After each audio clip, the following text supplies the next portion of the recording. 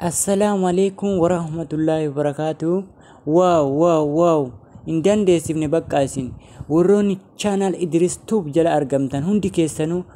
hedduu na gammachiiftanii warroonni comment yala qabdanii na gaafattan galatooma isinin jecha warri YouTube kiyya haaraan ta'in immoo dhuftanii akka subscribe naaf gootan abdii fi jaalala guddaa isin biraa qaba. Hojiin keenya immoo akkuma itti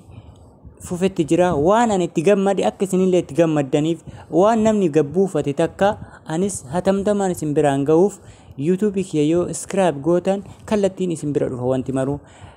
amma waan dansaa akkam isin gammachiisu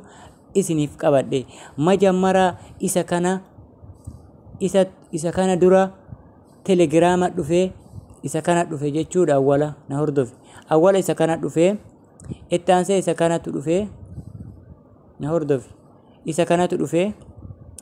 amma moo waan akkam ajaa'ibu waan imo hinjifatee WhatsApp hinjifatee TikTok hinjifatee Instagram hinjifatee Viber hinjifatee dhufe waan dansaadha waan si gammachiisu warri qabdan immoo warri itti gammaddan hiriyaa keessaniif ergaa maalifire waan ajaa'iba innis kuno isa kana bootii wow argite boontiim ka jedhu kana daqiiqaa of kolchi kuno ma barnaamila kana jechuudha isin banee isin agarsiisuuf kuno isa kana appilii addaa ajaa'ibaa kana qabadhee isiniif dhiyaa waan barbaadde shabakaallee isin jeequ xiqqollee ani waan jedhu isin jedhe xiqqoo mallee waa takka waan si gammachiisu keessaa waan si dansas jedhu keessaa waan akkana ajaa'ibaa hin agarre itti fayyadamii waliif share godhii linkii kana ijoolleef ergii itti gammadi warri immoo appilii kana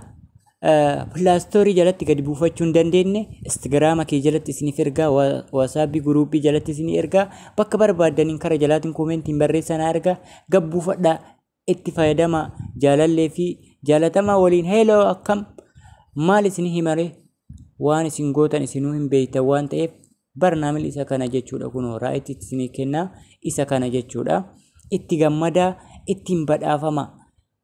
isin jaaladha horaanaa bulaa